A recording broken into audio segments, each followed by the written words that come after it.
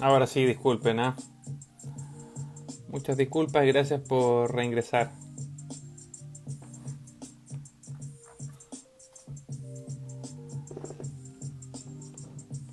Ahora sí.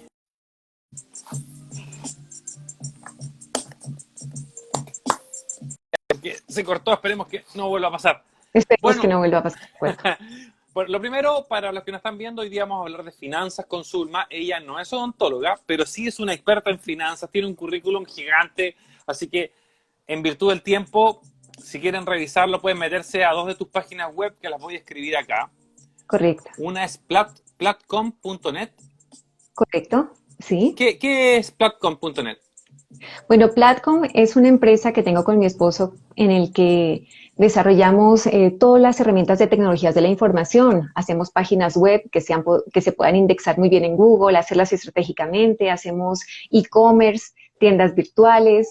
eh, Inclusive hemos ayudado a muchas empresas en esta cuarentena a desarrollar asambleas virtuales, ¿sí? Haciendo una página web para las votaciones, en fin, todo lo que son herramientas digitales. Perfecto. Y también tiene su consulting. Correcto, si su consulting sí es un emprendimiento propio que hace parte de la misma empresa de Platcom como segunda unidad de negocios. A través de esta empresa lo que yo hago es precisamente asesorar a los clientes, a las empresas, a las personas en su relación con las entidades financieras. Definitivamente la relación con los bancos no es una relación fácil. Yo trabajé 13 años en el sector financiero. Fui gerente de oficina, analista de créditos corporativos, eh, consultora de negocios del portafolio Cash y directora de cobranzas PYME. Entonces, digamos que tuve la gran oportunidad de trabajar en diferentes áreas del banco y por eso mi experiencia en evaluación de riesgo financiero. Perfecto. Zulma, cuéntame un poco para entrar en tierra derecha, ¿qué son las finanzas y por qué al odontólogo nos debería interesar este tema? Mira, es muy buena pregunta porque la gente en general ve las finanzas como algo lejano, como unos señores encorbatados hablando de negocios. Realmente las finanzas son la cotidianidad con la que nosotros usamos esos recursos que nos ganamos. Alguna vez una persona me dijo, yo no necesito saber de finanzas. Le dije, ¿tienes ingresos? Sí. ¿Tienes gastos? Sí. ¿Tienes deuda? Sí. Tienes finanzas. Y si tú no manejas las finanzas te manejan a ti y la verdad tú terminas reaccionando al golpe, ¿sí? Entonces, básicamente las finanzas, quiero ponerlos en contexto, es una información numérica de un negocio o las finanzas de una persona, es una radiografía. Yo sé que muchos de los que están aquí conectados son odontólogos. ¿Ustedes se atreverían a hacer un proceso de endodoncia sin tener una radiografía? Yo me imagino que no, sería un riesgo. Claro, lo podrían hacer, pero se estarían exponiendo de una manera innecesaria. Ustedes recurren a la radiografía para poder ver aquello que a simple vista no ven. Pues, oh sorpresa, las finanzas son eso. Las finanzas son esa radiografía de la empresa, la que te dice si estás haciendo bien o no las cosas de acuerdo a unos objetivos que te has planteado. Lo más bonito de las finanzas, que a mí me parece, es que te ayuda a ver tu negocio de manera objetiva, porque tenemos tanto amor a esa empresa que construimos, que como tú decías, Rafa, el aviso me lo regaló mi abuelo y está hecho en acero, ¿sí? Y es divino, ¿sí? Qué pesar descolgarlo. Las finanzas te ayudan a un poquito hacerte a un lado, un paso a un lado de esa emotividad y a evaluar tu negocio con cifras. Mm. Entonces, la importancia de evaluar tu negocio a partir de los números es que las decisiones que tomes van a estar apoyadas en números. Rafael, te digo esto. ¿Cómo sabemos si tú tienes fiebre o no? Con 36 de temperatura, 36 grados centígrados, no tienes fiebre, estás bien, perfecto. Pero si sube a 38, ojo, yo estoy hablando de 2 grados. Si sube a 38 tienes fiebre. Y si sube a 39 hasta podrías convulsionar. Estoy hablando de la diferencia de 3 grados. De esa misma manera, las finanzas te dan a ti unos parámetros que te definen si estás en una posición de riesgo, te define también qué cosas puedes hacer para mitigarlo y sobre todo cómo direccionar tu negocio. Entonces mira que es una herramienta súper bonita para que tú tomes decisiones, pero objetivamente, ¿sí? ¿Y por Pasa, qué? disculpa. Dime, dime. No, entiendo, pero si es una radiografía la finanza, lamentablemente uno se toma radiografías cuando está con algún síntoma o alguna enfermedad. Y eso es lo que puede estarnos pasando. ¿Y por qué? ¿Y crees que pasa eso en la odontología y en el resto del mundo de las finanzas, que nos tomamos la radiografía cuando ya tenemos algún síntoma de la enfermedad? Mira, claramente, mira, te voy a poner el ejemplo con la odontología. El paciente se toma la radiografía cuando le duele, ¿sí? Cuando ya hay dolor.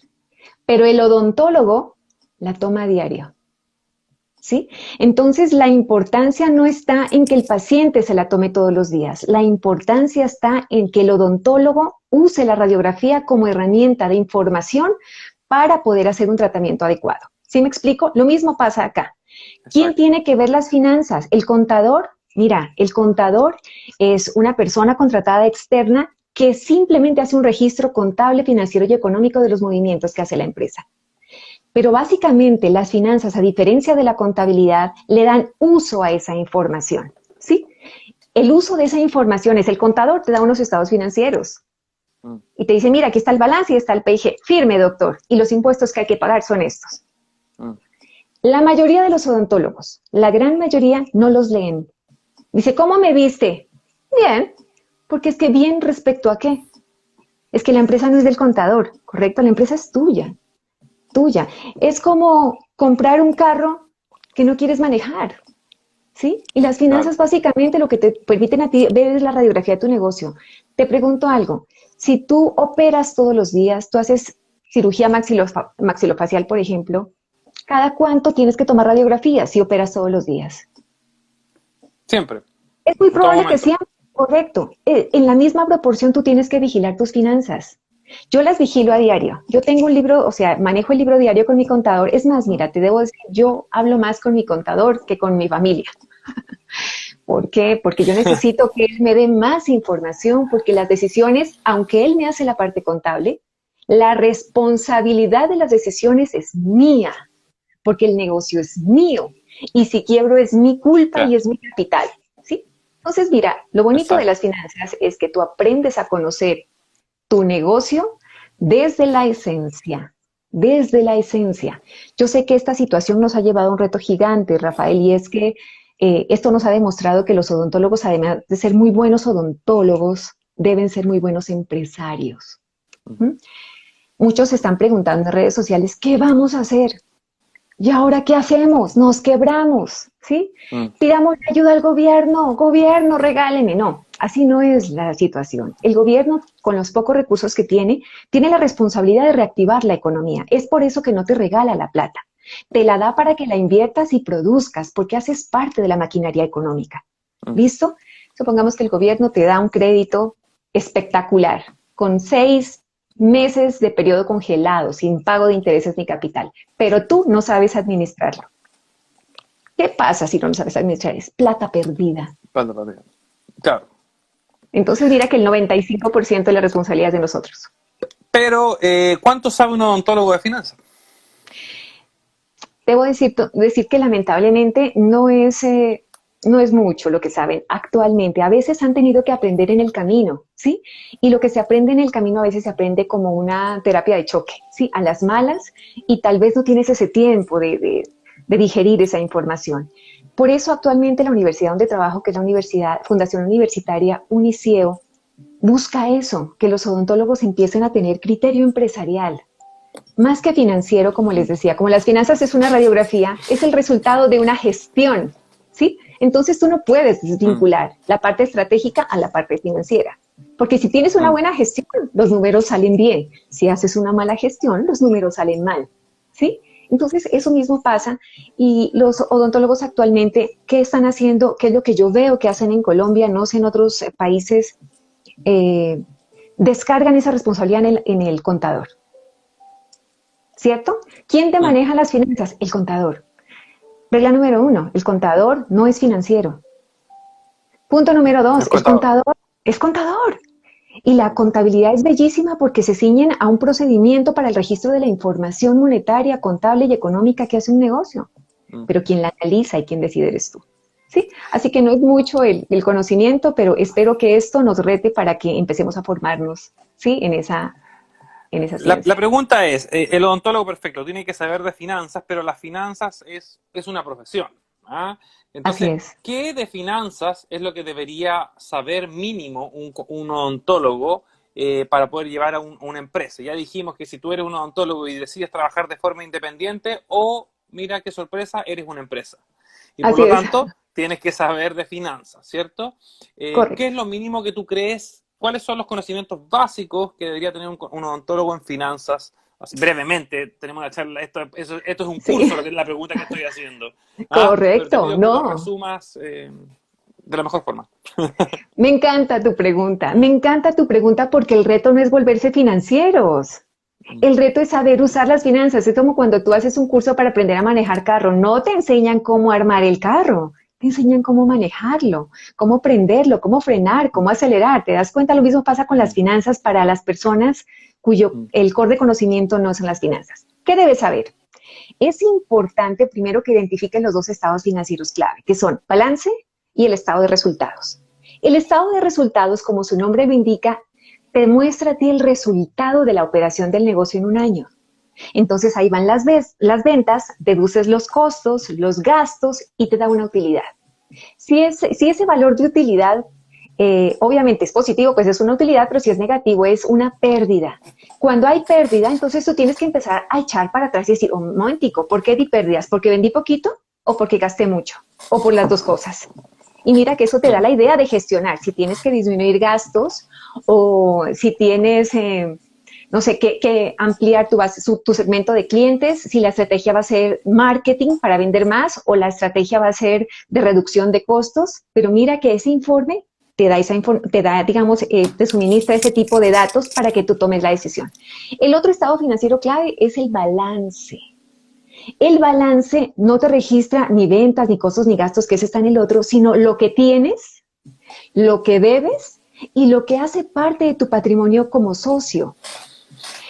Es muy importante que un odontólogo le pregunte a su contador, primero, ¿cuál es mi nivel de liquidez? ¿Qué es la liquidez? Sucede que dentro del activo, que es lo que es propiedad de la empresa, se empieza a discriminar desde lo más líquido hasta lo menos líquido. Entonces arranca con los activos corrientes, que básicamente lo componen caja y bancos, los inventarios, que en su caso son los suministros, y las cuentas por cobrar, tanto a clientes como otras cuentas por cobrar. Tú tomas ese valor y se lo restas al pasivo corriente, que básicamente son las deudas que tú tienes a corto plazo. ¿Qué es corto plazo? Menos de un año. Si al restar el activo corriente, el pasivo corriente te da un valor negativo, estás ilíquido. Y dependiendo del valor, tú vas a saber el grado de liquidez. ¿Mm? Ahora bien, tú dices, Sí. bueno, supongamos, me dio negativo, entonces, ¿qué hago? Ahí está. Si el activo menos el pasivo, activo corriente menos pasivo corriente te dio negativo, quiere decir que tienes mucho pasivo corriente. Cometiste un error al tomar créditos a corto plazo. Entonces ahí es donde tienes que tomar la decisión de ir al banco y renegociar tu deuda para mandarla a largo plazo. De esa manera ganas liquidez, ganas caja y puedes seguir operando. Perfecto. Esa es una descripción entonces de lo que sería un balance, un estado de resultados. Pero ¿cómo, viendo la crisis, porque esta entrevista es enfocada en la crisis, Total. ¿cómo recomendarías tú que fueran entonces estos análisis pensando en la crisis y el tipo de endeudamiento y cómo se van a pedir estos créditos? ¿Cómo crees que se tiene que ver ese análisis que estás haciendo tú en lo que se viene? ¿No? Es una muy buena pregunta. Mira, en este momento coyuntural, donde la mayoría de países estamos en una cuarentena forzada y donde la capacidad de producción o la capacidad de ventas que tiene cada uno de los odontólogos es casi cero, es muy seguro que empiece a deteriorarse la caja. Es decir, la liquidez de la empresa empieza a disminuir.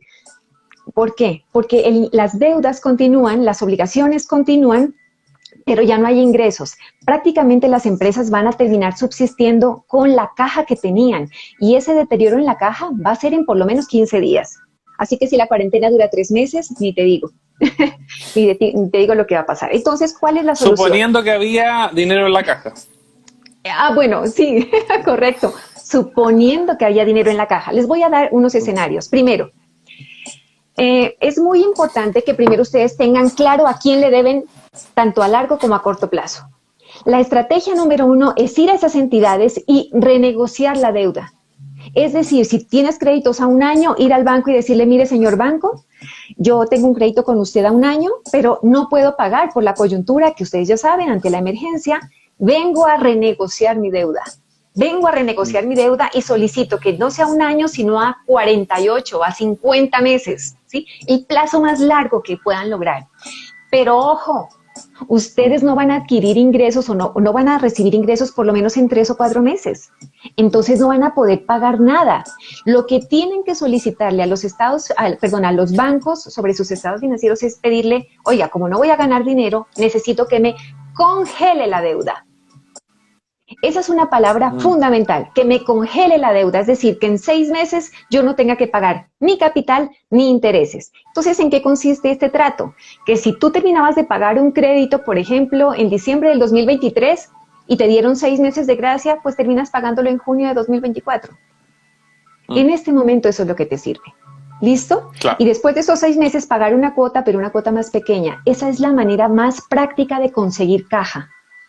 ¿Listo? Entonces, punto número 1, para manejo de crisis, renegociación de deudas. Aquí en Colombia, no sé en otros países, ya hay una circular de la Superintendencia Financiera donde le da la potestad a los consumidores financieros de renegociar esas deudas con las entidades, ¿sí? Sin que las entidades lo castiguen en la base de datos, que en este caso se llama Data Crédito acá en Colombia, porque generalmente este tipo de maniobras bajan la calificación de riesgo, ni tampoco están autorizados en subir la tasa. Así que digamos que es la oportunidad de renegociar. Entonces mira que lo primero que hay que hacer es renegociar las deudas. Paso número 2. Dime.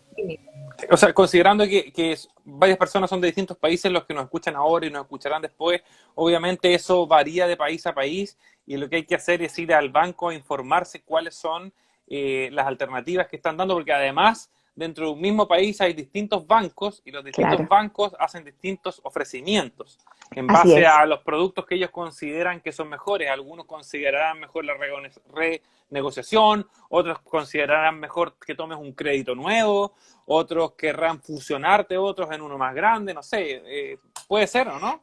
Claro que sí, Rafael. Y sabes una cosa interesante, los bancos utilizan, bueno, yo trabajé en bancos 13 años, así que hay 3 términos en los que la gente se confunde: refinanciación, reestructuración y renegociación.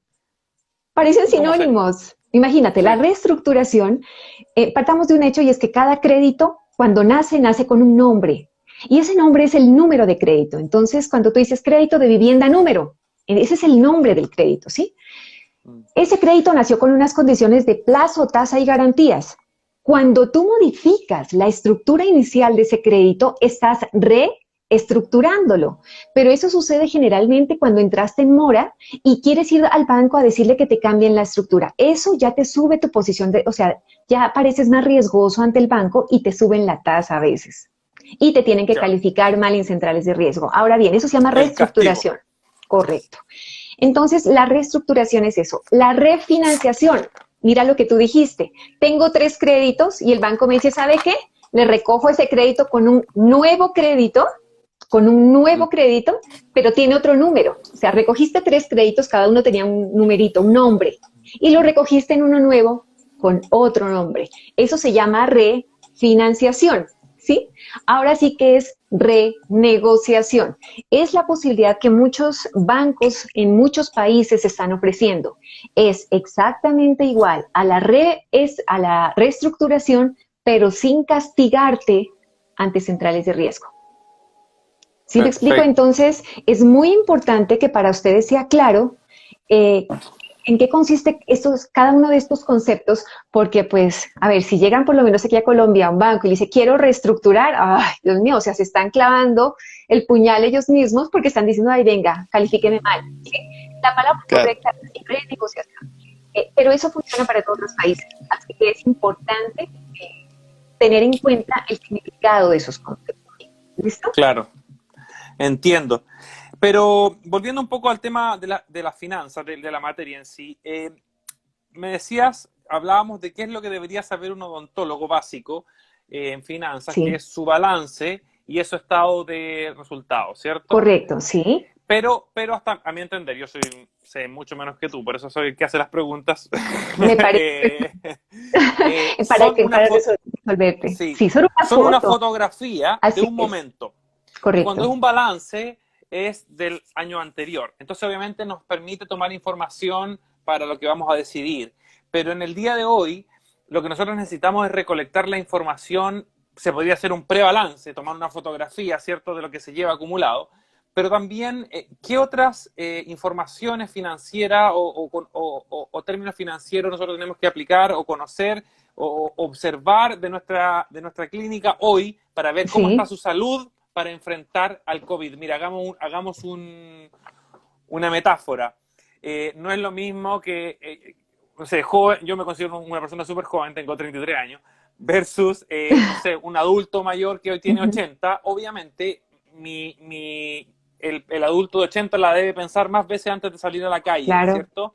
claro. Que yo. Bueno, ¿cómo el odontólogo puede saber que su consulta es un joven de 33 o un paciente inmunodeprimido? ¿En dónde tiene que mirar, además de su balance, que te digo? Sí, mira, el balance y el estado de resultados tienen una información, pero la información de por sí es difícil leerla. La única manera que para que tú puedas leerla de manera práctica es sacar indicadores. Ahí tienes que trabajar de la mano con tu contador. Decirle, bueno, señor contador, quiero saber cómo estamos en mi posición de liquidez. Entonces él te dice, sí, estamos líquidos, los activos corrientes alcanzan a cubrir las deudas de corto plazo, pero le recomiendo que la mandemos a largo plazo. Listo. Otro indicador, nivel de endeudamiento. ¿Qué es nivel de endeudamiento? De todo el activo que tengo, ¿cuánto debo? ¿Sí? Hay niveles de endeudamiento del 60-70%. ¿Eso qué quiere decir? Que estás sobreendeudado. Entonces la estrategia tiene que ser diferente, porque te va a tocar hacer un plan de acción para mirar cómo pagas esas deudas, pero pedir un periodo de congelamiento porque es tu única forma de generar caja para trabajar. ¿Sí? Hay otro indicador importante que es el nivel de rotaciones de inventarios, por ejemplo. Supongamos que tú tienes un inventario de insumos, generalmente rota mensualmente. Vamos a estar en cuarentena casi 3 meses. Ese inventario no va a rotar. Como sabes que tienen fechas de vencimiento, tienes que empezar a liquidar el inventario. ¿Cómo se liquida un inventario? Intentar venderlo o a otros odontólogos que estén trabajando o a instituciones que estén prestando servicio como hospitales, que en los hospitales a veces tienen unas secciones odontológicas, o sencillamente darlo como parte de pago a los proveedores. Con eso eliminas la deuda de proveedores con la entrega del inventario. ¿Sí me explico? Entonces mira que ese tipo de decisiones lo tomas son con esos indicadores, indicadores de liquidez, de endeudamiento y con los de rotación de inventarios. Eso es fundamental. Otro factor importante es que le preguntes a tu contador cuál es la estructura de costos y gastos, porque tus ventas, las ventas que tú tenías, estaban enfocadas, o sea, tu estructura de costos y gastos, tú las podías suplir con 100 millones o, bueno, no sé, con un dinero mensual. O sorpresa, ese dinero ya no lo vas a poder lograr. Tal vez cuando pase la cuarentena vas a vender el 20-30%. Aquí viene un punto importante que considero va a ser la tabla de salvación de la mayoría de odontólogos. Sucede que los costos no se pueden disminuir tan fácil, porque a veces la gente confunde el concepto entre costo y gasto y quiero ser clara con eso. Costo es ese valor que tú tienes que aportarle a la empresa para poder comprar todo lo que significa el prestar el servicio. Es decir, Para producir. correcto. Entonces, si tú vas a poner una calza, perdóname, no sé si esa es la palabra que se usa en todos los países, pero vas a necesitar resina. O sea, es inevitable, ¿sí? Mm. Eso es un costo. Vas a necesitar del odontólogo, inevitable. Pero a ver, tú puedes poner una calza sin tener internet en el consultorio. Claro, ese es gasto.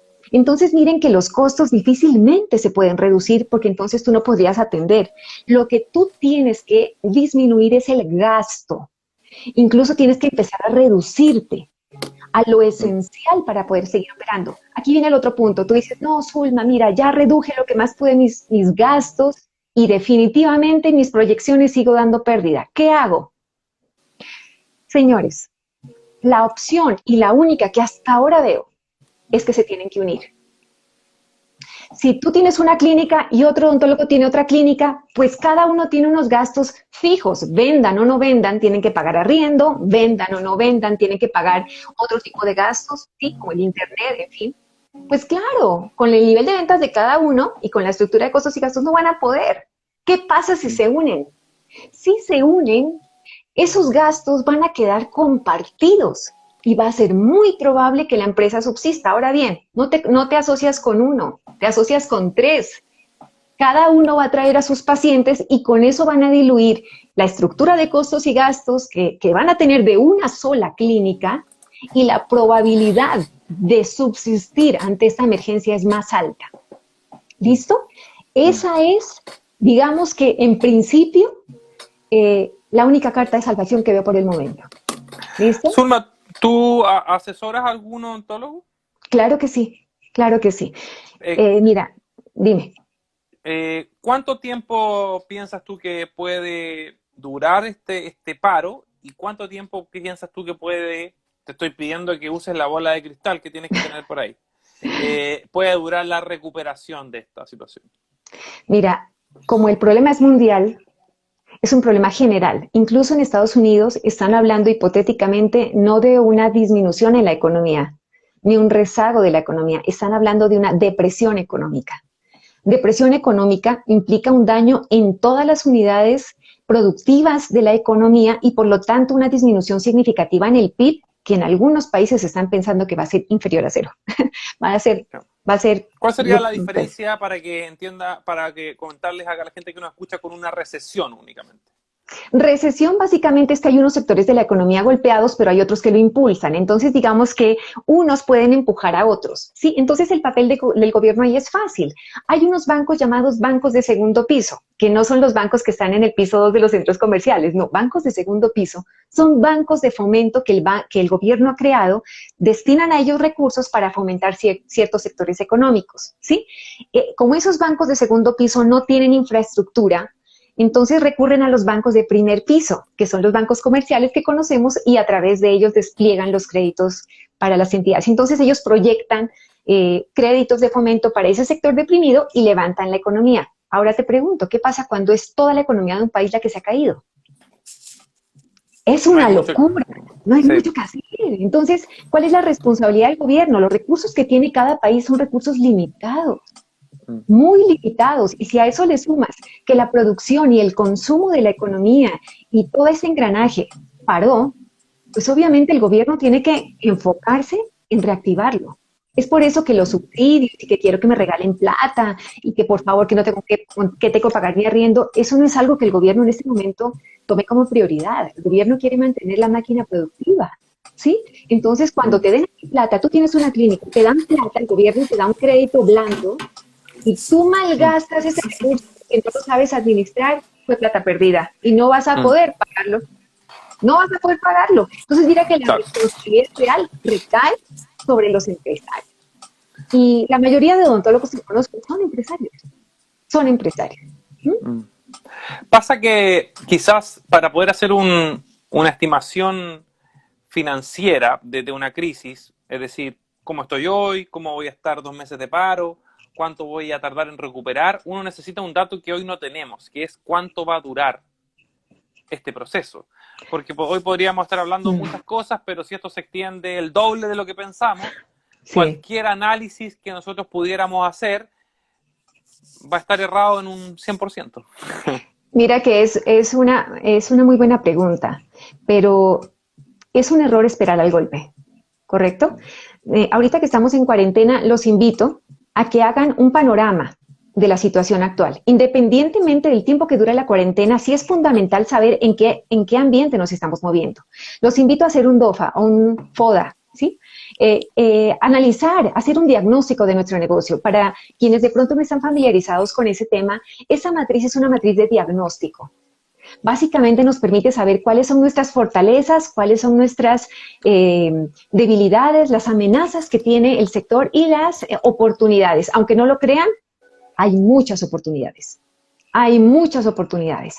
Pero como en este momento estamos llenos de pánico, entonces, claro, es difícil verlas. ¿Qué les recomiendo además? Rodéense de gente diferente a la odontología. ¿Por qué? Porque en este momento ustedes están mirando dentro del cuadro, ¿sí? Dentro del cuadro y empiezan a buscar soluciones tradicionales. Ahí viene el otro punto. Yo sugiero que este es el momento, primero, para que los odontólogos se unan y puedan hacer unidades productivas con una estructura de costos y gastos más reducida y con una posibilidad de producción más alta. Pero Pero aquí viene lo importante, ustedes solos no pueden, porque es que el core de su conocimiento es odontológico. Aquí es donde ustedes tienen que recurrir a una asesoría financiera, a una asesoría administrativa, a una asesoría estratégica. Ustedes dirán, ay, a ver, ya, estamos mal. Gastar. Exacto, y Y tú me quieren dices, gastar. estás gastando, aquí viene el otro punto. ¿Cómo negocian ustedes esas consultorías? Es que ¿Cómo la debería ser? capacidad, te voy a explicar cómo debería ser y cómo lo haría yo. Estamos en un momento de crisis, economía de guerra. Yo soy consultora financiera y una de las cosas importantes para que yo pueda vender es ofrecerle a mi cliente una posibilidad adecuada para pagarlo. Obvio, yo tengo que cobrar pues, porque es mi tiempo y voy a ayudarte a crecer. Mm. Pero entonces mi pago va a depender de tu éxito.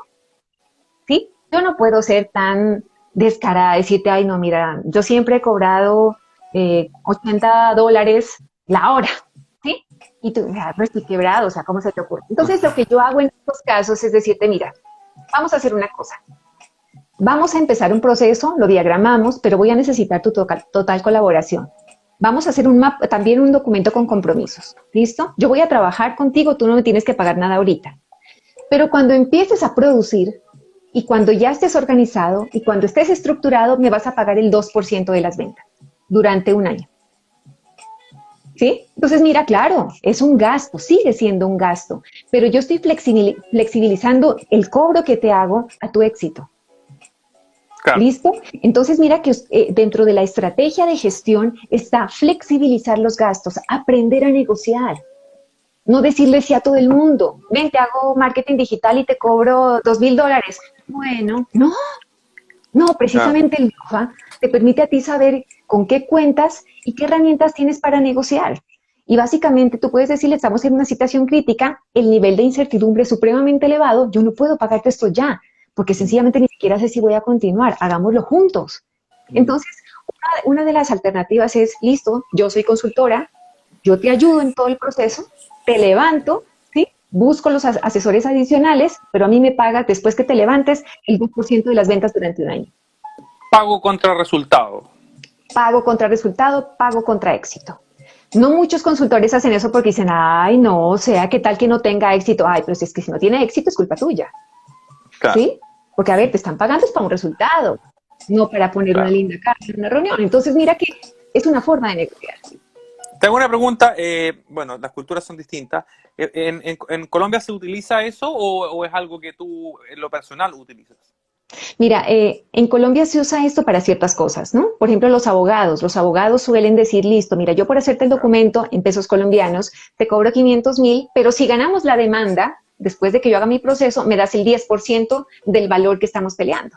¿Sí? Claro. Entonces, eso sí se juega mucho en la parte de las leyes. Yo decidí adoptarlo porque precisamente cuando arrancó su consulting, el objetivo de mi empresa era ayudar a empresarios. Y es que te cuento algo, cuando fui directora de cobranza, vi quebrarse a muchas empresas y me dolía. Me dolía ir a verlos llorar con cara de pánico, asustados. Yo decía, Dios mío, y cuando me ponía a revisar por qué quebraron, yo decía, no puede ser, fue una cadena de malas decisiones, pero ridículas. Entonces fue ahí cuando tomé la decisión de independizarme y montar su consulta. ¿Sí? Entonces dije, claro, muchos de mis clientes no van a poderme pagar de contado, pero si yo les digo, me das durante un año el 2% de tus ventas después de que te levantes, listo, ahí nos vamos los dos, prácticamente somos socios. Somos Claro. socios. Tú te encargas de producir y yo me encargo de que esto funcione. ¿Sí? Empresarialmente hablando.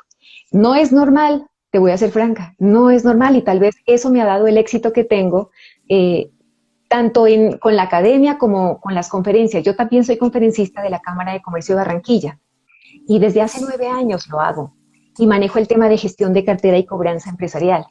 Y es precisamente porque quise salirme del contexto. Todos hacen lo mismo, entonces no. ¿Sí? Entiendo, perfecto. Oye, una pregunta. Bueno, entonces, tenemos por una parte la contabilidad, tenemos por otra parte la asesoría financiera, pero ¿cuál es la responsabilidad del odontólogo de lo que él tiene que llevar de sus finanzas? Porque claro, podemos tener un contador que nos va a ayudar en algunos momentos, que le podemos hacer consulta, podemos tener una asesoría financiera que puede ser contra resultados, pero nunca, a mi modo de entender, la responsabilidad puede quedar solo en ellos dos. ¿Cuál es la responsabilidad sobre las finanzas que tiene que tener inexorablemente o que no puede desentenderse el odontólogo? ¿Cuáles son esos puntos de finanzas que el odontólogo tiene que manejar, tiene que controlar al día, al mes, al año? Ujú. Mira, esa es una muy buena pregunta, porque el odontólogo, hay una gran confusión entre delegar y desprenderse. Cuando tú delegas sin control, estás entregando tu empresa a unas manos, a terceras manos que nada tienen que ver y tal vez no les importa mucho tu negocio como a ti. Entonces tú no te puedes desligar. Sí, eso es lo primero. Lo segundo, aunque tengas un asesor, mira, yo soy asesora de muchas clínicas en ese momento, son 4 clínicas que manejo en ese momento. A pesar de que yo los asesoro, quien toma la decisión es el odontólogo, porque es que no es mi negocio. Yo le pongo el mapa, estas son las opciones, estas son las consecuencias de cada una de las decisiones que puedes tomar, elige tú. Aquí viene algo importante y que me parece fundamental para quienes tienen su clínica o consultorio. Ustedes no pueden tomar decisiones de acuerdo al sentimiento del día. Amanecieron felices, le dicen sí a todo. Amanecieron tristes, le dicen no a todo. Para evitar ese estado emocional que te mueve, ¿sí? Tienes que tener una planeación estratégica muy, muy clara. Primero, definir tu modelo de negocio, que en eso Juan Caride es maestro, tú sabes, tiene una maestría en modelos de negocios. Hay que tener un modelo de negocios claro y una vez tengas tu modelo de negocios, hacer un plan estratégico. Entonces, cuando tú a veces dices, ay, no, pero a mí me parece que tenemos una liquidez como muy bajita, cuando vas a ver tu lineamiento estratégico dices, no, pues según el plan estratégico no está bajito. Entonces, mira que tu percepción te la aterriza lo que tú mismo planeaste, ¿sí? Y esa planeación tiene que tener un cronograma. Tú estás en este estado según el diagnóstico y quieres llegar a este otro punto. La estrategia es básicamente definir cuál va a ser la línea con la que vas a llegar a este punto. Pero para poder medir, tienes que tener indicadores. En las finanzas, prácticamente, ¿cuáles son los indicadores? Los niveles de liquidez, los niveles de endeudamiento, los niveles de rotación de inventarios. ¿Dónde debería ver el odontólogo su nivel de liquidez, su nivel de endeudamiento y su nivel de inventario? ¿Dónde debería llevarlo? Vamos a lo más básico, Zulma, porque puede ser que de Sí, repente claro, nos estemos claro. escapando. Yo entiendo lo que tú me dices, pero quiero que sea algo muy, muy sencillo. Perfecto. Dónde se ven esos tres indicadores que tú mencionas? Bueno, al hablar de liquidez, estamos hablando de lo que es de corto plazo, ¿sí? Lo que les comentaba. Si tienen los estados financieros, tomen el activo corriente y réstenle el pasivo corriente. Y ahí vamos a saber si te queda algo de capital para trabajar. Eso se llama liquidez. A eso se llama capital de trabajo o capital operativo. O también puedes dividir el activo corriente entre el pasivo corriente. Eso en términos coloquiales, ¿qué es? Lo Eso. que tú tienes actualmente y que puedes volver plata rápido, si te alcanza o no para pagar las deudas que tienes en corto plazo. ¿Pero qué es? Punto. ¿Lo que está en tu cuenta corriente? ¿Las Ah, cosas que bueno, puedes entonces vender? tienes que sumar lo que hay en caja, es decir, en caja menor, por ejemplo, lo que tienes en los bancos como efectivo líquido. Las cuentas por cobrar, bueno, ahora cuentas por cobrar que llevan años, ¿no? Esas no las Mm, cuentes. mm, Pero sí esas cuentas por cobrar a pacientes que te deben la mitad de una ortodoncia, en fin, esas cuentas mm. pequeñas. Y también el inventario de insumos. Suma todo eso. Sorpresa, eso es el activo corriente. ¿Por qué? Porque lo Claro, eso puedes, es todo lo que tú plata, tienes. exactamente, lo que tú tienes más líquido. Claro. Porque obviamente también tienes un Puedes activo pagar, fijo. claro, puedes Exactamente, pagar con lo que tienes en tu cuenta corriente, puedes pedir que te paguen lo que te deben o puedes correcto, vender las cosas que tienes. Eso es sencillo. exactamente, Entonces, ¿qué es lo que tenemos tangible? O sea, correcto, y que nos pertenece. ¿Sí? y que te pertenece. Ahora bien, la idea es saber si eso que tienes, fluido, de plata líquida, te alcanza para pagar las deudas de corto plazo. Ojo, las deudas no incluyen intereses, los intereses son un gasto. Un Perfecto. gasto Entonces, por, estas deudas de corto plazo serían las cuotas mensuales que tú tienes de una deuda de un año, no. Ahí viene el dentro de otro un año. punto. No. La deuda tiene dos componentes, capital e intereses. Tú puedes obviar los intereses. Es decir, si tú pediste un crédito a 12 meses, pero al mes de haberlo tomado lo pagaste, te ahorraste 11 meses de interés. Es decir, ese gasto lo puedes eliminar. No puedes eliminar la deuda. Te prestaron 1.000.000 de pesos, tú tienes que devolver el 1.000.000 de pesos. Entonces, cuando yo hablo de deuda, hablo del capital. ¿Me explico? Claro. Porque el gasto viene en el estado de resultados que hablábamos. Entonces, entre más alta la tasa, pues más gastos financieros. Pero como deuda, solo se contempla el capital adeudado. Entonces, eso que tú decías que tenemos pulpito, que lo tenemos ya listo para poder pagar, veamos a ver si nos alcanza. Supongamos, al hacer esa relación de cuánto tienes en el banco, cuánto te deben los clientes si te tienen que pagar pronto, cuánto tienes en inventarios de insumos, tienes $500. Pero tú vas a ver lo que debes en el corto plazo a un banco, a tarjeta de crédito y a En 12 proveedores meses, en 12 meses. en 12 meses.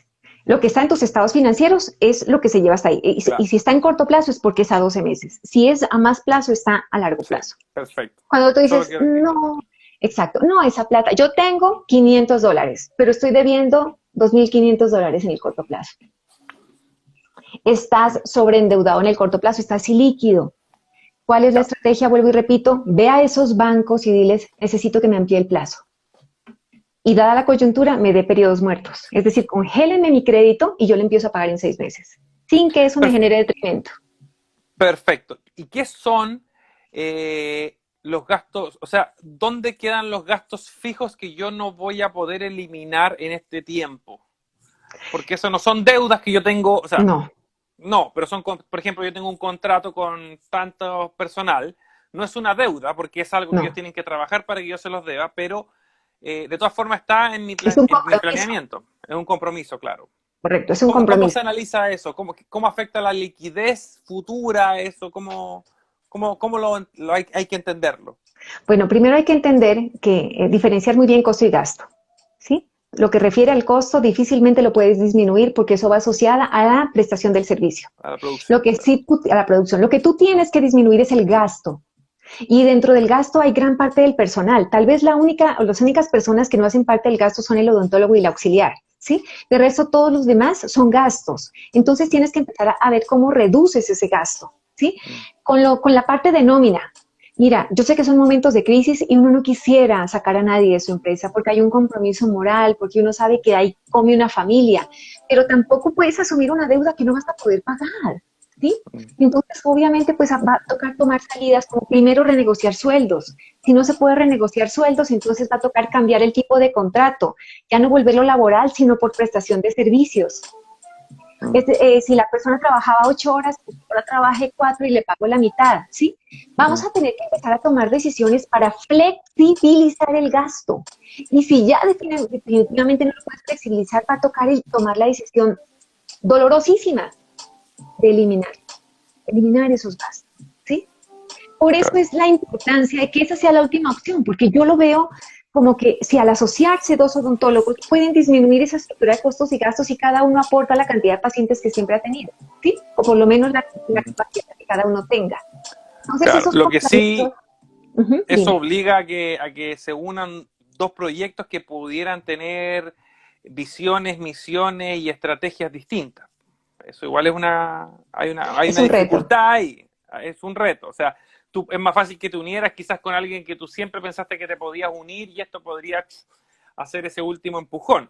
Pero de repente con el vecino que ni siquiera te ha saludado, es difícil que, oye, compartamos, no es como compartir un departamento, es compartir Claro. tu proyecto, lo que tú eres, tu clínica, ¿no? Correcto. Primero, quiero hacerles una invitación a pensar. Hay muchos estudiantes, incluso en la universidad, que me dicen, no, pero es que el consultorio es mi vida, es el hijo que nunca tuve. No. Las empresas no pueden ser el hijo que nunca tuviste. Mira, las empresas son unidades de negocio que tú creaste y pueden crecer, disminuirse, fusionarse, ampliarse, liquidarse, ¿sí? Las empresas son la herramienta, no puede ser tu razón de vivir. ¿Por qué? Porque cuando le pones tanta carga emocional a tu negocio, vas a empezar a tomar decisiones equivocadas. Entonces, primero enfocarnos en que cada unidad de negocios es una unidad de negocios. Tú, al final, mira, si alguien llega a comprar mi empresa, la de Platcom, y me dan un buen precio, yo la vendo. El aviso es hermoso, me acuerdo cuando la inauguramos, pero si me están dando plata, la vendo y monto otra, ¿sí? Porque en los negocios hay que pensar de esa manera. Cuando tú me dices, asociarme, ¿qué tal con una persona que no comparta mis sueños? Eso es fundamental. Mira, hacer una sociedad es mucho más difícil que casarse, y te lo digo, porque por lo menos en el matrimonio te une el amor, acá no, acá las decisiones son de dinero. Y tiene que haber un poquito de coherencia y un poquito de afinidad entre los socios, ¿sí? Entonces, ojalá busques estratégicamente a alguien que sea muy parecido a ti, que no vayan a chocar mucho en las políticas, ¿sí? Pero una cosa importante, ¿por qué fracasan las empresas? Tú que ya eres empresario, Rafa, ¿por qué crees o percibes que una empresa puede quebrar? No por la parte financiera, sino digamos que más como corporación. Yo creo que principalmente fracasan, en mi opinión, porque más que enfocarse en el cliente, se enfocan en lo que ellos creen, que lo que ellos saben hacer, más de lo que las personas les van a comprar a ellos. O sea, Sí, si me mira, explico bien. sí, claro que sí. Mira, eso me gusta mucho lo que tú dices porque es uno de los factores. Y, por ejemplo, yo le decía a uno de mis clientes, oye, ¿y tú por qué pones esta música? ¿O por qué, sí, prendes la música y este tipo de música que es un poquito estruendosa y la sala de espera es incómoda? Es que es la música que a mí me gusta. A ver, cuando uno monta una empresa para un segmento específico, uno tiene que enfocarse es en las necesidades y gustos del segmento. Claramente, el servicio que tú tienes que ofrecer debe reflejar un poco de ti. Tú te imaginas a un vegetariano dueño de Una parrilla. una parrillada, exactamente, se muere, o de una carnicería, se muere. Entonces mira que tu emprendimiento tiene que ir muy acorde a lo que tú eres para que sea sostenible. ¿Listo? Claro. Entonces, uno de los factores que yo también veo por la que quiebran las empresas es porque no se saben asociar. Creen que asociarse es juntarse dos, poner un local y listo. ¿Sí? Asociarse es mucho más. Para que eso funcione, como van a haber momentos de crisis, antes de empezar, ustedes tienen que formar una política corporativa, un gobierno corporativo. ¿Sí? El gobierno corporativo básicamente lo que hace es trazar de mutuo acuerdo unos lineamientos para el manejo de esa empresa en un futuro. De manera que si alguno de ustedes dice, por ejemplo, yo me quiero ir de esta empresa, devuélvanme mi capital, eso no se puede hacer. Entonces, recuerda que en el gobierno corporativo dijimos que si un socio se quiere ir, en primera instancia le debe ofrecer sus acciones al otro socio. Y si ese socio no quiere, entonces el gobierno corporativo dice que tú estás en derecho de ofrecerlo a terceros, pero que para que pueda entrar ese tercero a la empresa debe ser previamente admitido por el socio que queda. ¿Sí? Y esos lineamientos tú los haces en un escenario tranquilo, no cuando estén peleando. ¿Sí? Claro. Entonces, mira que ese tipo de cosas son fundamentales para que pueda funcionar. Yo considero que asociarse en este momento va a ser una salida impresionante. ¿Por qué? Porque primero va a enseñarles a los odontólogos a trabajar en equipo, ¿sí? A empezar a pensar como estratégicamente como empresarios. Y va a ser un reto grande, porque es que todos van a salir a pelear el mismo nicho de mercado. Pero hay una Claro. ventaja y quiero darles un parte de tranquilidad, y es el hecho de que mientras la gente tenga dientes y los use, necesita trabajo. Así es.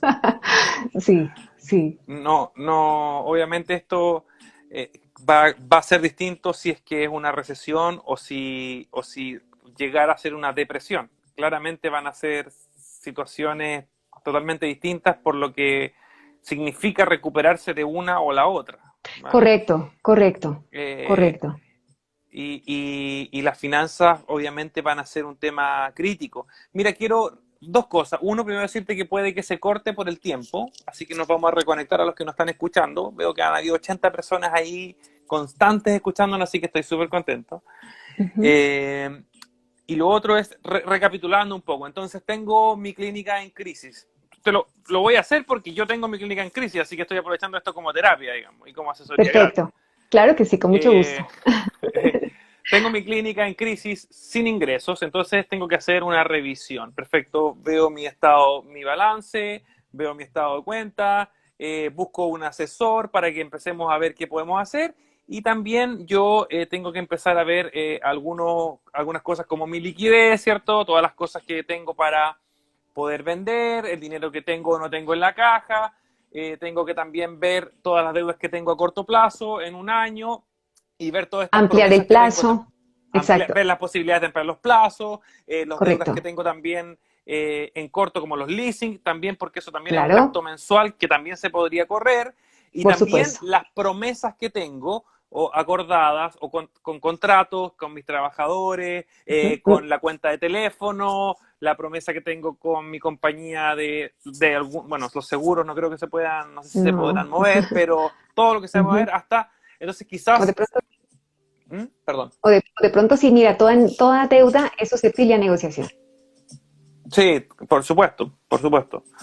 Y con respecto a los proveedores de nuestros insumos, que son un punto importante, te lo digo ¿por qué? Porque una de las personas con que conversé, no hablamos de finanzas en específico, pero sí tocamos un poco de las finanzas, y él decía que hay que tener ojo con las deudas a los proveedores, que son quienes nos dan los insumos y quienes nos hacen Sí, los servicios como de laboratorio. ¿Por qué? sí, Porque a la vuelta de esto, terminar mal una relación con ellos, de no pagar o demorar así mucho en es. pagar, ¿cierto? Podría fragmentar nuestra relación y complicarnos el trabajo futuro. ¿Ah? Claro que ¿Qué sí, piensas claro tú que al sí. respecto de qué cuidados hay que tener, así como hay que tener cuidado cuando vamos a tener que cortar la relación laboral con alguien? Eh, Ujú. El ¿qué, proceso de qué, qué, negociación. Ujú. sí, sí, sí, ¿Sí? ¿qué cuidados hay que tener al negociar con con las distintas entidades y distintas personas? Mira, qué bonita pregunta, porque ya hay metodologías para hacerlo. Digamos que no es algo que yo voy a sacar de la manga y te digo, ay, mira, Rafa, se me ocurrió esto. No, existe un modelo de negociación llamado el modelo Harvard de negociación. Y básicamente lo que a ti te da es un proceso muy bien estructurado de cómo negociar. Es curioso, pero el 85% de la negociación se hace antes de sentarse a la mesa. Entonces, mira que en negociación, alternativas y opciones son diferentes, no son el sinónimo que nosotros usamos en el día a día. En la negociación, alternativas son aquellas soluciones que tú tienes a la mano si no te sentaras a negociar. Por ejemplo, si no te sentaras a negociar con el laboratorio, entonces la única posibilidad es pues, no pagarle. Y al no pagarle, pues el laboratorio entonces entra a cobrarte. Entonces de pronto hasta te hace un cobro jurídico y de pronto te vienen a embargar los equipos. Entonces mira que no es una alternativa muy válida. Las opciones son aquellos resultados que tú obtienes de la mesa de negociación. Entonces, pilas, la mesa de negociación es el lugar donde se sacan mejores resultados que las alternativas que tú tendrías si no te sentaras a negociar. Y ese es el punto en el que tú decides levantarte o no de la mesa. ¿Sí? Entonces, como tú sabes Exacto. que con el laboratorio no tienes otra opción, no tienes otra alternativa, perdón, que empezar digamos, que sentarte a hablar con él, el resultado de la mesa de negociación debe superar la mejor alternativa. Mira, ese término como tal en negociación se llama MAN, mejor alternativa de acuerdo negociado. O yo siempre la resumo como mejor alternativa antes de negociar. El Claro. resultado de esta negociación debe superar mi mejor alternativa. En el caso, por ejemplo, del laboratorio, yo sé que con el laboratorio tengo unos compromisos. ¿Sí?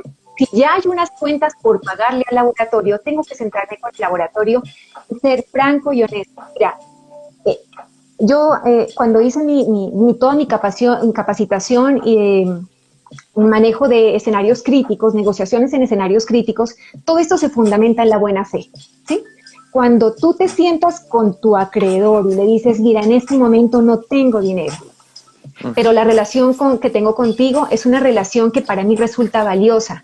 Yo espero que entiendas que el escenario en el que estoy me impide atender la deuda contigo y te pido que juntos busquemos una solución para que ampliemos plazos, nos demos tiempo, busquemos formas de poder atender esta deuda, porque yo realmente, cuando esto se reactive, yo quiero seguir contigo, yo quiero seguir trabajando contigo y yo sé que mutuamente nos vamos a ayudar, pero entonces ese poder de negociación tú lo obtienes es después de analizarte previamente, es decir, tú el 95% de la negociación, aquí dice Juan Eugenio Caride, el man, bien Juan, Juan es experto, Juan Eugenio Caride es experto en negociación, yo quiero que lo sepan, tiene una maestría en eso también, bueno, él tiene como 8 maestrías, Sí. Juan es bárbaro, de verdad, Un currículo impresionante. impresionante, para mí es de verdad un privilegio trabajar con él. Entonces, este man es el punto de quiebre. Si tú ves que al sentarte con la contraparte no logras una mejor alternativa con él, o sea, más de lo que tú tienes con man, como mejor alternativa, tú tienes que levantarte de la mesa y decir, no hubo forma de negociar. Pero mira que hay que Claro. desarrollar habilidades muy importantes en un proceso de negociación. Entre ellos está la comunicación asertiva, es ser duro con el problema, suave con la persona. ¿Sí? Porque mira lo que pasa algunas veces, cuando trabajaba en el banco, iban a gritarme a mí, maldito banco, y usted allí sentado, otra maldita vieja. Así yo decía, pero yo soy una empleada que si se va, luego ponen a otro y vienen a insultar al otro.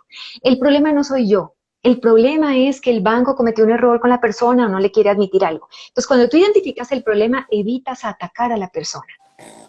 Entonces, eso es Claro. importante porque tienes que ser duro con el problema. ¿Yo qué te sugiero? Con los proveedores, sentarte con cada uno de ellos, exponerles tu situación, pero ojo, tú no te sientes con ningún proveedor sin antes haber estudiado tus finanzas. ¿Por qué? Porque tus finanzas son las que te dicen ¿Qué puedes ofrecer? qué, correcto. Pero hay gente que va y se Exacto. sienta a negociar y no sabe nada. Cuando le pregunta, ¿cuántos son tus activos? ¿Y tus pasivos? ¿Y tu vida? ¿Sí? No Claro. tienes los elementos para negociar. Tú tienes que tenerlo claro. Cuando tú ya sabes qué ofrecer, estás en capacidad de estructurar tus compromisos de pago. ¿Listo? Claro. Eso es claro. Me pasan dos cosas. Una, obviamente, que hay que entender entonces que hay deudas que tenemos, que no es lo mismo de verle a alguien con que tú has trabajado mucho tiempo, que tú valoras y que quieres seguir trabajando, que de Sí. verle a la compañía de teléfono, que si tú el día de mañana no le pagas o le cortas el teléfono, ellos no saben ni quién eres, ni les va a importar que esa relación se elimine porque saben que vas a ir a la otra compañía y 2 años más vas a volver a ser su cliente, ¿o no? Sí. Entonces, es muy distinto y hay que tener entonces mucha delicadeza con eso, Mira, de cómo tratar cada deuda. yo tengo un principio básico y cuando montamos la empresa fue uno de los principios y valores principales de nuestro negocio y es honrar las deudas. Honrar las deudas porque así como yo trabajo para subsistir, esas empresas gigantes que uno diría, ay, pero tienen mucha plata, pero no se van a quebrar, también es una deuda y confiaron en mí, ¿sí? Por supuesto, uno dice, ay, pues a ver, la empresa de teléfonos gigante no se va a morir por la deuda que yo tengo, aunque no se vaya a morir, aunque no se vaya a morir, es tu compromiso moral responder por ella. Yo nunca Claro. aconsejo dejar de pagar. Yo siempre aconsejo hacer honor a esa identidad corporativa, a lo que soy, honrar las deudas. Mira, yo soy partidaria de que cuando alguien te da su confianza y cree en ti, el solo hecho que tú lo defraudes no solamente daña tu imagen corporativa, sino que también te estás lacerando a ti mismo. Yo pienso que nadie monta una empresa para estafar a nadie, ¿sí? Entonces yo siempre sugiero renegocie, por supuesto, no tiene que ir a buscar y buscar opciones y tener claras las alternativas previas, pero nunca, o sea, yo de verdad y de corazón lo digo, fui directora de cobranzas, sé el pánico que uno a veces tiene con tantas deudas, pero siempre les pido, como cultura corporativa, como imagen profesional, honremos las deudas y trabajemos juntos porque así no se quiebre la empresa de teléfonos, hay empleados que viven de ese dinero. Y tal vez estás dejándole dar de comer a esas familias porque si no recuperan su cartera, empiezan a sacar empleados. ¿Sí? Entonces miren que esto es una cadena. Claro, renegocia. Y entre más grande tu acreedor, pues más renegocia. Le quiero un año de gracia, no sé. Pero hacerlo con criterio, ¿vale? Zulma, déjame hacer algunas menciones. Primero, dame tu Instagram para que todos te sigan. ¿Cómo es tu Instagram? Es @sulmachch. Perfecto. Así que todos los 68 personas que están acá escuchándonos en este momento, Así es. agreguen a Zulma en este momento. Claro que Lo sí. otro que Un les voy a placer. pedir es que acá abajo hay un avioncito. Con ese avioncito ustedes pueden enviarle a otros colegas que crean que puede interesarles, porque todavía nos queda un poco de conversación sobre finanzas para odontólogos independientes, ¿ya? También mi Instagram es @RafaelRubí, también por si me quieren seguir. Lo otro, estamos regalando, te cuento que tenemos a Vicente Godoy en Chile, que es un ¡Ay! capo de gestión. ¿Lo conoces? Sí, claro que sí, el doctor Sí. Godoy. Sí, Bueno, si tiene la oportunidad de ver, un beso para usted, doctor Godoy. bueno, el próximo lunes voy a estar hablando con él. Así Ay, que voy a no, estar me muy feliz. conectaron, por Sí. supuesto. Es una gran... Entonces, para quienes quieran ganarse su libro, lo estamos regalando en cada entrevista. Tienen que tomar una captura de esta foto, subirla a su historia, nos etiquetan y con eso ya están participando. Dame un segundo, voy a decir quién se lo ganó. No sé si estará escuchándonos en este minuto, pero es el doctor Francisco Valenzuela, que él ha estado en todas las entrevistas escuchándonos y siempre comentándonos. Así que si está ahí, que se pronuncie. Y si no, nosotros nos vamos a contactar con él y se lo vamos a enviar. Pero obviamente con demora porque está todo Claro, complicado claro, en todo el mundo. claro que sí. Y le recomiendo mucho el Eh, libro. Excelente. sí, sí, bueno, es tiempo para leer, ¿no? Claro que sí. Claro que sí. Zulma, mira, te voy a hacer rápidamente esta pregunta que siempre le hago